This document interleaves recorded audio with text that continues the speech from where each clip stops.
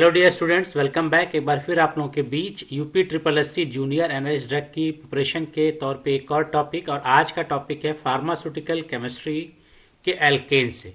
तो एल्केन से रिलेटेड कुछ हम लोग क्वेश्चन देखेंगे। तो आइए स्टार्ट करते हैं। तो पहला ही क्वेश्चन है, तो आइए स्टार्ट करते हैं पहला क्वेश्चन से। पहला क्वेश्चन है which of the following is alkane, इसमें से कौन सा एल्केन है। तो आप देखिए जो एन एल्केन में कहा गया था, एल्केन में ये देखें एन आता है, ठीक। इसी तरह से एल्कीन में ई एन ई आता है, और जब एल्काइन की बात करते हैं तो वाई आता है। तो यहाँ पे एन आ रहा है, तो यहाँ पे देखें जो बी वाला यहाँ पे एन है, यानी मेथेन CH4, यानी ना इसमें ये सिंगल बॉन्ड होंगे, इसमें पूरे सिस्टम में क्या होंगे, सिंगल बॉन्ड। और इसको सैचुरेटेड भी बोलते हैं। सैचुरेटेड इसलिए बोलते हैं जितने भी कार्बन होंगे वो सारे सिंगल बॉन्ड से एसोसिएट होंगे। और जब डबल बॉन्ड होगा अगर, तो इसको बोलते हैं अनसैचुरेटेड। ट्रिपल बॉन्ड होगा तो भी बोलते हैं इसको अनसैचुरेटेड। सैचुरेटेड तभी बोलेंगे जब पूरे मॉलिक्यूलर फॉर्मूले में सिंगल बॉन्ड हो, तब हम उसको बोलते हैं सैचुरेटेड। तो एल्केन हमारा सैचुरेटेड होता है, तो करेक्ट आंसर हम लोग का होगा बी। अब आइए देखते हैं कुछ थ्योरेटिकल पोर्शन देख लिया जाए। तो एल्केन को हम लोग पैराफिन कहते हैं, ये दिमाग में रखिएगा। पैराफिन्स भी इनको हम लोग बोलते हैं। तो ये भी पूछा जा सकता है एल्केन का दूसरा नाम क्या है। Organic compound consist single bond carbon, यानी ये पूरा का पूरा भी मैंने बताया कि ये सिंगल बॉन्ड होता है, इसलिए इसको सैचुरेटेड भी बोलते हैं। कार्बन और हाइड्रोजन, ठीक। द फार्मूला ऑफ एल्केन, ये भी दिमाग में रखिए, फार्मूला भी पूछा जा सकता है। CnH2n2, यानी CH4, ये मेथेन है, तो Cn और 2n+2। तो इस तरह से आपको दिमाग में रखना है कि इसका फार्मूला होगा। तो अगर इसको देखें C1, तो C1 हो गया, और H को करें तो 2n, 2 × 1+2, तो ये हो गया C1CH4। तो ये इसका फार्मूला है, आपको इसको याद रखना है। ये तीन तरह के आपके पाए जाते हैं। एक तो चेन एल्केन्स में, यानी इस तरह से सिंगल सिंगल चेन होगा। साइक्लोइक एल्केन, यानी साइकिल के फॉर्म में होगा इस तरह से। और ब्रांच्ड एल्केन, यानी आपका जो एल्केन है वो ब्रांच के फॉर्म में होगा, इस तरह से ब्रांच के फॉर्म में होगा। तो तीनों तरह से पाए जा सकते हैं। चेन के फॉर्म में भी पाए जा सकते हैं, साइकिल के फॉर्म में भी पाए जाते हैं जिसको साइक्लो एल्केन कहेंगे, और ब्रांच के फॉर्म में भी पाए जा सकते हैं। प्रॉपर्टीज कुछ पूछा जा सकता है। स्टेट देखें तो लोअर एल्केन जो होते हैं C1 से C4 तक, ये गैस होते हैं रूम टेम्परेचर पे, मेथेन एथेन, ठीक। लोअर एल्केन की बात करें कि जो C1 से C4 होते हैं वो जनरली गैस के फॉर्म में एग्जिस्ट करते हैं। मिडिल एल्केन की बात करें जो C5 से C17 तक होते हैं, ये लिक्विड के फॉर्म में होते हैं, जैसे पेंटेन, हेक्सेन, इनकी बात करें। हायर एल्केन है C18 या 18 से ज्यादा, ये सॉलिड के फॉर्म में होते हैं, जिनको पैराफिन वैक्स कहते हैं। तो ये पूछा जा सकता है कि कौन सा एल्केन गैस के फॉर्म में पाया जाता है, लिक्विड के फॉर्म में पाया जाता है, और सॉलिड के फॉर्म में। तो गैस के फॉर्म में जितने भी लोअर एल्केन है, इसलिए ब्यूटेन हम लोग यूज करते हैं गैसोलिन के फॉर्म में, गैस के फॉर्म में। तो alkane, lower alkane room temperature पे गैस, मिडिल लिक्विड, और हायर क्या हो जाएगा, सॉलिड। बॉइलिंग पॉइंट देखें तो बॉइलिंग पॉइंट कह रहा है increase with the molecular weight due to the strong van der Waals force. तो जो बॉइलिंग पॉइंट है, आप कार्बन की संख्या बढ़ाते जाएंगे तो बॉइलिंग पॉइंट भी क्या होगा, बढ़ता जाएगा। यानी जैसे जैसे हम लोग कार्बन की संख्या बढ़ाएंगे बॉइलिंग पॉइंट, क्योंकि increases with the molecular wait, और मॉलिक्यूलर वेट क्या, कार्बन की संख्या बढ़ाएंगे तो बढ़ता जाएगा। और क्यों बढ़ रहा है molecular weight, due to van der Waals force. जितना ज्यादा कार्बन की चेन बढ़ रही है, वैन डर वाल्स फोर्स बढ़ता जा रहा है। अब branched chain alkanes have lower boiling point than straight chain isomer because of the reduce surface area. ये बड़ा इंपॉर्टेंट क्वेश्चन है। ब्रांच्ड चेन एल्केन, अगर कोई जैसे मान लें 1 2 3, ये ब्रांच चेन है, 4 कार्बन है भी, और 1 2 3, और ये 4 कार्बन की चेन है। अब ये कह रहा है ये स्ट्रेट चेन है ये, और ये क्या, ब्रांच चेन है। तो कह रहा है कि हैव लोअर बॉइलिंग पॉइंट, कौन, ब्रांच चेन की बॉइलिंग पॉइंट कम होगी as compare to the straight chain. क्यों, क्योंकि इसका सरफेस एरिया कम हो जा रहा है। सरफेस एरिया कम होने के नाते ये कहा जा रहा है कि ब्रांच चेन की जो बॉइलिंग पॉइंट है वो कम होगा। मेल्टिंग पॉइंट की बात करें, generally increase with the molecular weight, यानी मेल्टिंग पॉइंट भी बॉइलिंग पॉइंट, मॉलिक्यूलर वेट बढ़ता जाएगा। Alkane with even number of carbon atom have higher melting point than those with an odd number due to better packing in the solid. अब देखो दो चीजें हैं, ये क्वेश्चन कितना बढ़िया क्वेश्चन आपका पुटअप हो सकता है कि ब्रांच्ड चेन का बॉइलिंग पॉइंट कम होता है क्योंकि इसका सरफेस एरिया कम होता है। तो कितनी अच्छी बात कह रहा है यहाँ पे कि एल्केन में इवन नंबर और ऑड नंबर। इवन किसको बोलते हैं, जो 2 से डिवाइडेड 2, 4, 6। ऑड किसको बोलते हैं, 3, 5, 7 को। तो ये कह रहा है कि जो इवन नंबर के कार्बन एटम है इनका मेल्टिंग पॉइंट ज्यादा होता है, ऑड के कम होते हैं। उसका रीजन क्या दिया रहा है, ड्यू टू बेटर पैकिंग। यानी पैकिंग का मतलब होता है जो अरेंजमेंट है, जैसे ये है अरेंजमेंट 4 कार्बन, इसके ऊपर फिर ये अरेंज हो जाएगा 4 कार्बन, यानी इसका अरेंजमेंट क्या होगा, बहुत बढ़िया अरेंजमेंट होगा। ठीक, बेटर पैक होंगे एक दूसरे पे। जब बेटर पैक होंगे तो मेल्टिंग पॉइंट इनका बढ़ जाएगा। लेकिन अगर एक इवन अगर ऑड में है तो उनकी पैकिंग बेटर नहीं होती है, इसलिए उनका जो है मेल्टिंग पॉइंट कम होता है। सॉल्युबिलिटी क्या है, तो insoluble in water due to non polar nature, soluble in non polar और slightly polar solvent like benzene and ether. तो सॉल्युबिलिटी का कंडीशन है कि कहा जाता है like substance dissolve, like substance dissolve, like substance यानी जो जैसा होता है वैसे में डिजॉल्व होता है। तो नॉन पोलर है तो नॉन पोलर में ही डिजॉल्व होंगे, पोलर में डिजॉल्व नहीं होंगे। डेंसिटी देखें लेस देन वाटर होता है और कहते हैं density increases slightly with the molecular wait. अगर मॉलिक्यूलर वेट बढ़ाएंगे तो बहुत स्लाइटली बढ़ेगा। तो यहाँ पे एक चीज आ गई, बॉइलिंग पॉइंट हो, मेल्टिंग पॉइंट हो, डेंसिटी, ये तीनों अगर कार्बन बढ़ाएंगे, मॉलिक्यूलर वेट बढ़ाएंगे तो melting point, boiling point, density, सारी चीजें आपस में क्या हो रही हैं, बढ़ रही हैं। केमिकल प्रॉपर्टीज कुछ देख लें, सारा कवर करना टफ था लेकिन कुछ कवर मैंने किया है। तो कंबशन, कंबशन क्या है कि हीट की प्रेजेंस में चीजों को जलने को हम लोग कहते हैं कंबशन। तो कंबशन कहा गया alkane burn in the presence of oxygen to produce carbon dioxide. ये चीज आपको याद रखना है कि जब एल्केन बर्न होता है, ठीक, जब बर्न करेंगे, ठीक, इन द प्रेजेंस ऑफ ऑक्सीजन, तो वो CO2 रिलीज करेगा, साथ में वाटर भी रिलीज करता है और हीट रिलीज करता है। जैसे देखें CH4 हमने लिया ऑक्सीजन, यहां पे आएगा हीट, ऊपर हीट, हीट आएगा। अब ये जब हीट के प्रेजेंस में जब इसको अब कंबशन हुआ तो ये बना CO2 2H2O plus heat release किया।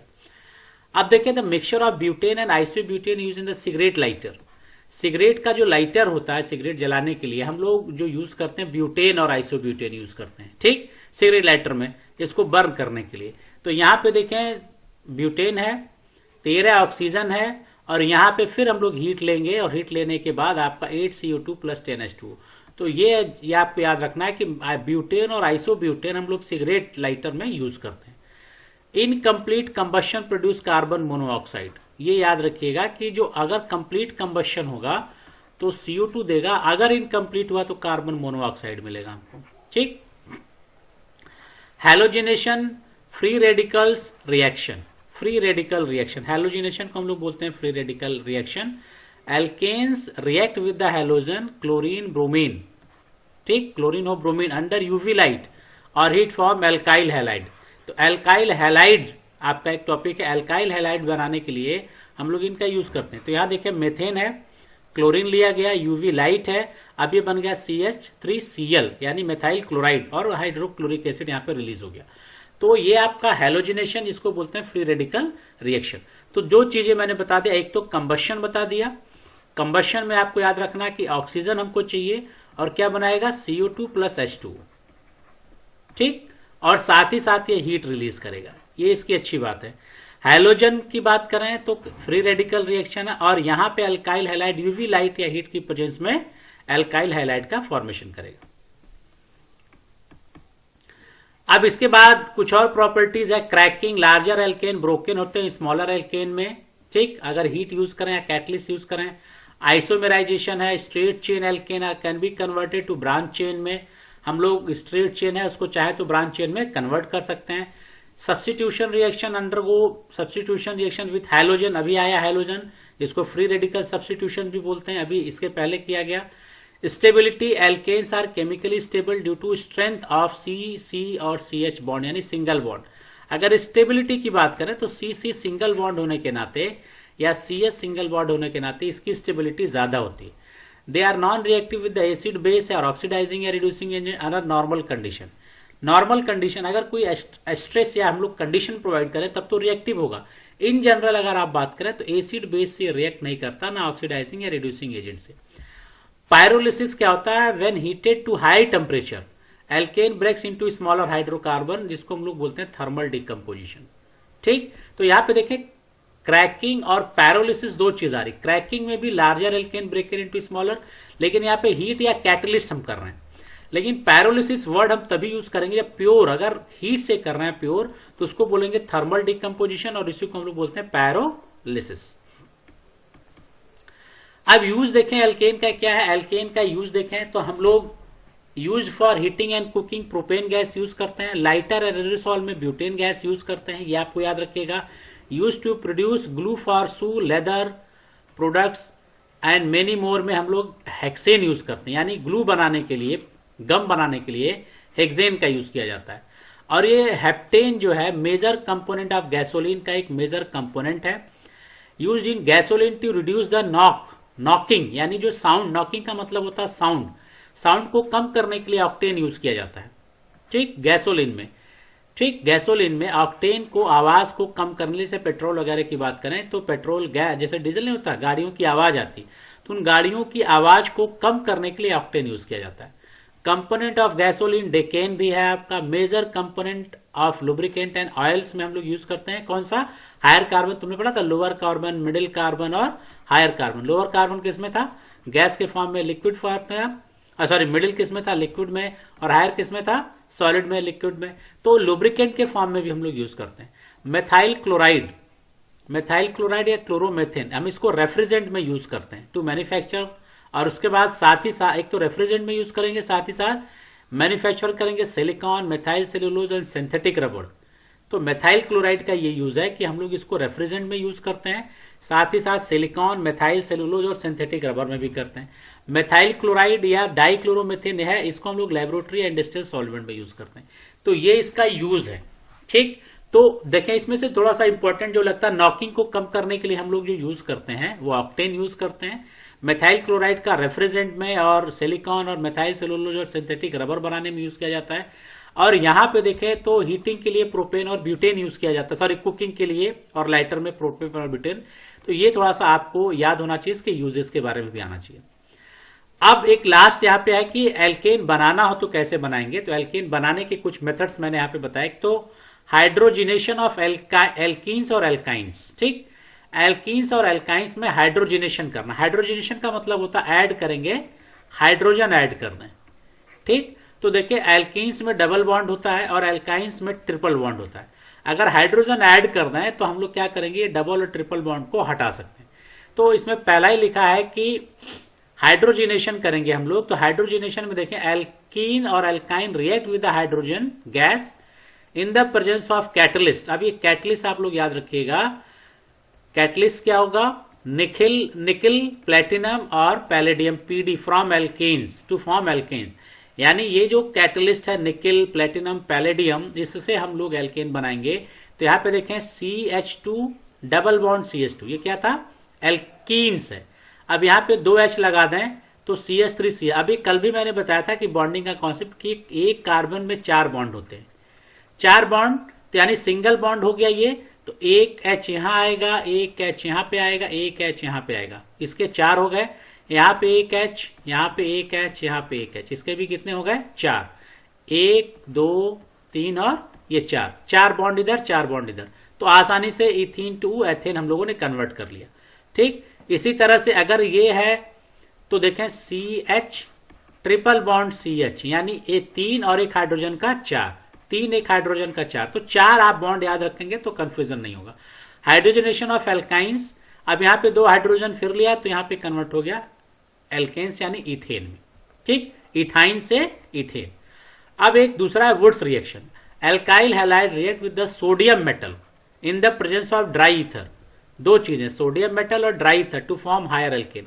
अब ये इंपॉर्टेंट हो जाता है फॉर्मुलेशन, सॉरी प्रिपरेशन में सबसे ज्यादा इंपॉर्टेंट वुड्स रिएक्शन पूछने के इसलिए बढ़ जाते हैं क्योंकि अभी देखें ये क्या है कि यहां पे हमने डबल कार्बन लिया तो डबल कार्बन बना। यहां पे क्या है कि सिंगल कार्बन ले रहे हैं और डबल कार्बन बन रहा है, यानी यहां पे जो एल्केन ले रहे हैं उससे हायर एल्केन बन रहा है, इससे बड़ी एल्केन बन रही है।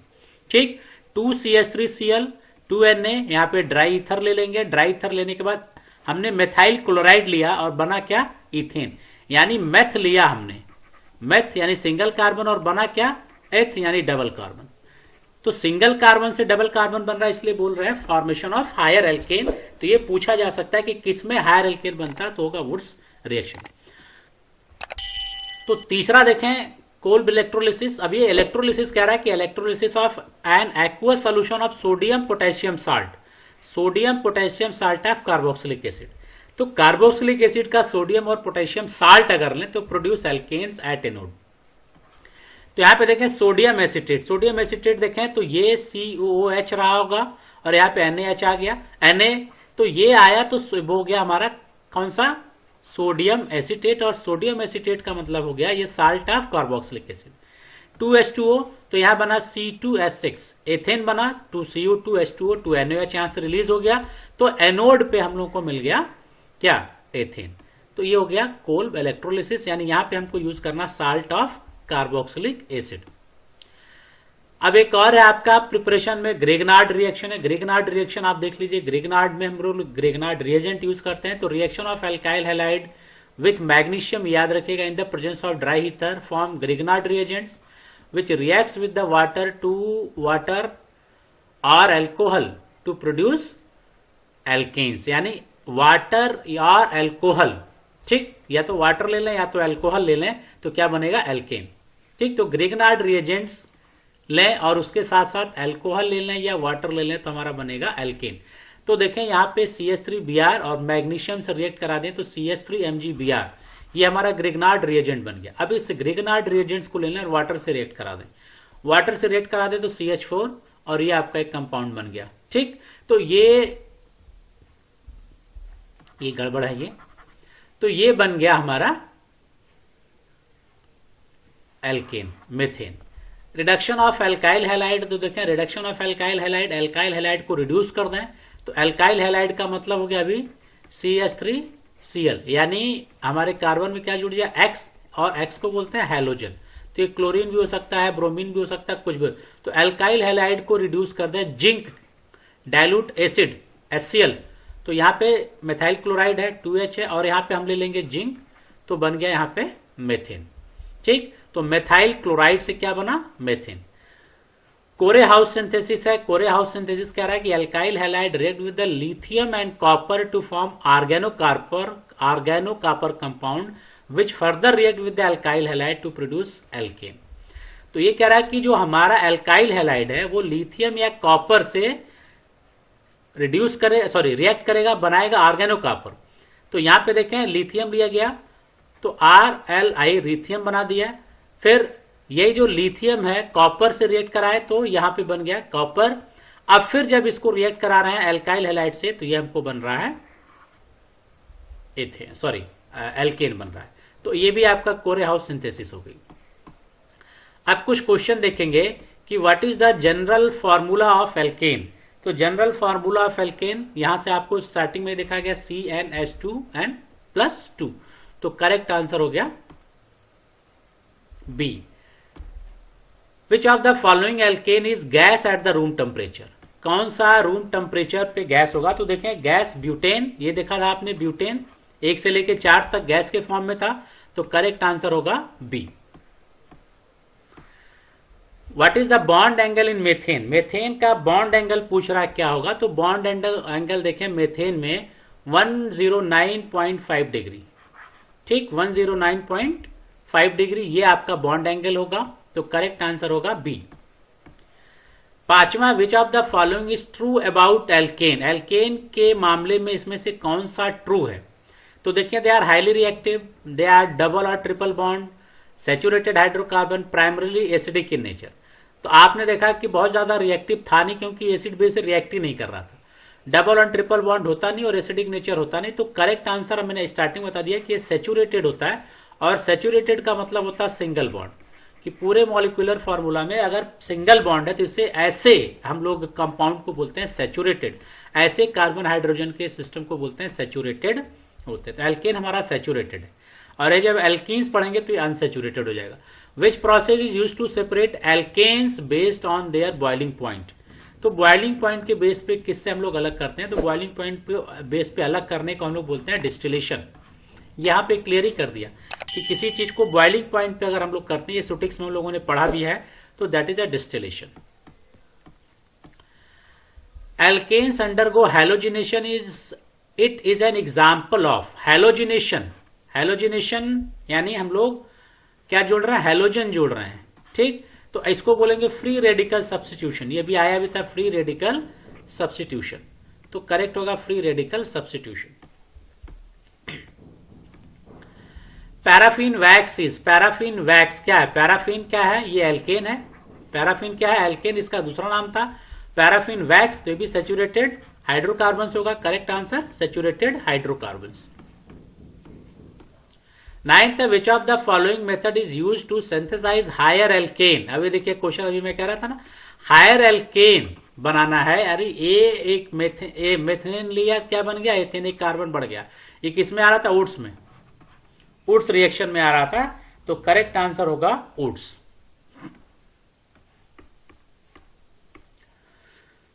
Then find the correct order for the easy of formation of free radical. ये पूछ रहा है कि इनमें से करेक्ट ऑर्डर बताइए कि जो फ्री रेडिकल का फॉर्मेशन करते हैं, यानी किसमें सबसे ज्यादा होता है, किसमें सबसे कम होता है।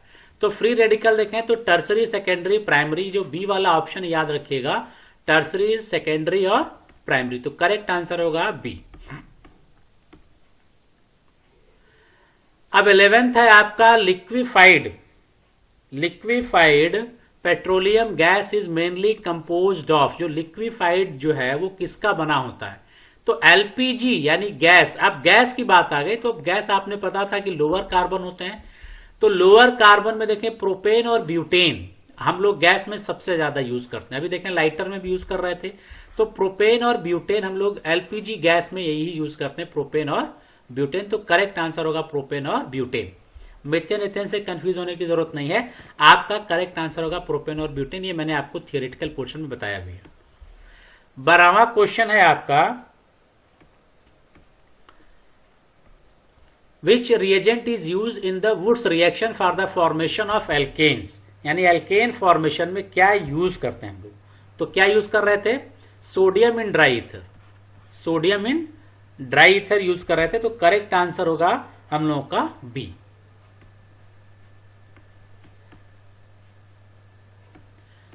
13 है, which catalyst is required for the hydrogenation of alkene to alkane, sorry.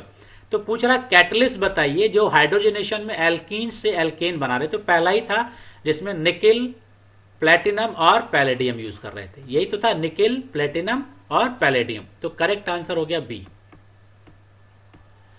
Which alkane is formed when methyl chloride is subjected to Wurtz reaction. अगर वुड्स रिएक्शन फिर आ गया, मेथाइल क्लोराइड लिया था तो बना क्या था, इससे एक कार्बन बढ़ जाएगा और ये बनेगा एथेन। तो करेक्ट आंसर होगा बी, एथेन। 15वां क्वेश्चन है, which reagent is use in the Wurtz reaction for the, फिर अगेन वो क्वेश्चन रिपीट हो गया, ये रिपीट नहीं होना चाहिए था। फिर करेक्ट आंसर वही होगा B, sodium in dry ether. ये क्वेश्चन रिपीट हो गया, कोई बात नहीं। अब ये आपका एल्केन से रिलेटेड था। बहुत सारे क्वेश्चन आपको एमसीक्यूज मैंने करा भी दिए, और जो थ्योरेटिकल पोर्शन है, अगर वो थ्योरेटिकल भी अगर आप देख लेंगे और दिमाग में रखेंगे तो बहुत सारे क्वेश्चन आप वहां से भी मिल जाएंगे। वो भी एक तरह का क्वेश्चन ही, जितने भी पॉइंट्स के फॉर्म में मैंने बताया वो भी एक तरह का क्वेश्चन है कि अगर पैरोलिसिस पूछ ले आपसे, पैरोलिसिस तो ब्रेकडाउन ऑफ एल्केन इन का लार्जर से स्मॉलर बट टेम्परेचर की प्रेजेंस में। तो बहुत सारे कोल्ड इलेक्ट्रोलिसिस का क्वेश्चन ही था। तो क्वेश्चन आपके बहुत बन सकते हैं थ्योरेटिकल से और कुछ एमसीक्यूज से। तो फिर नेक्स्ट एमसीक्यूज लेके फिर आपके साथ आऊंगा नेक्स्ट वीडियो में। Till then goodbye, have a nice day.